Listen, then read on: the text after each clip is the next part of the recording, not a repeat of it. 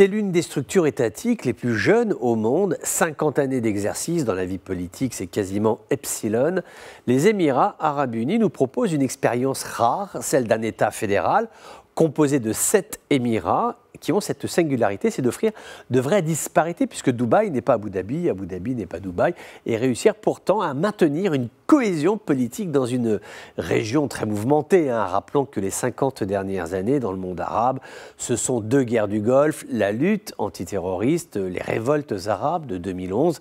À cela s'ajoutent les crises économiques à répétition, la transition énergétique et j'en passe. Durant cette période, les Émirats arabes unis ont non seulement tenu, mais ils ont réussi à s'imposer comme étant des interlocuteurs à part entière. Leur voix est entendue sur des dossiers aussi divers que la crise économique au Liban, la question du retour de la Syrie au sein du Cénacle des organisations internationales, ou encore la Libye, la région sahélo-saharienne, etc. Cette formule fédérale fonctionne bien si l'on s'en tient à la stricte réalité factuelle des événements. Non seulement ça fonctionne, mais cette composition de 7 Émirats arrive à parler d'une même voix. Et ça, c'est important. Après, nous ignorons ce qui se passe en interne. Il peut y avoir des discussions, certainement des débats. Mais en tout cas, ils arrivent à présenter un schéma de cohésion, de cohérence, ce qui n'est pas simple dans le monde arabe et ailleurs aussi, même si des voix peuvent se faire entendre ici et là.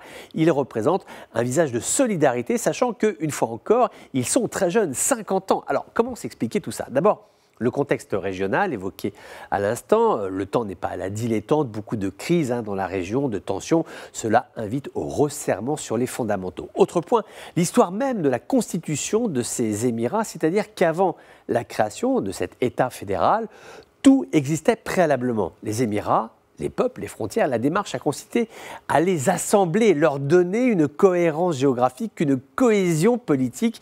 Ils ne sont pas partis de rien, il y avait déjà beaucoup de maturité politique au départ. Et puis, ce dernier point, les Émirats arabes unis résultent d'une volonté politique de peuples autonomes. Personne ne les a forcés à faire quoi que ce soit. Ça a vraiment été important. Au sens premier du terme, nous assistons à une volonté de peuple à disposer d'eux-mêmes et de choisir une option fédérale, ce qui est rare, même dans l'histoire du monde arabe. C'est une démarche tout à fait singulière avec ce sentiment qui nous interpelle, c'est que les Émirats n'ont que 50 ans et pourtant nous avons l'impression qu'ils ont toujours été là. Reste à leur souhaiter longue et autant que faire se peut, une longue et paisible existence.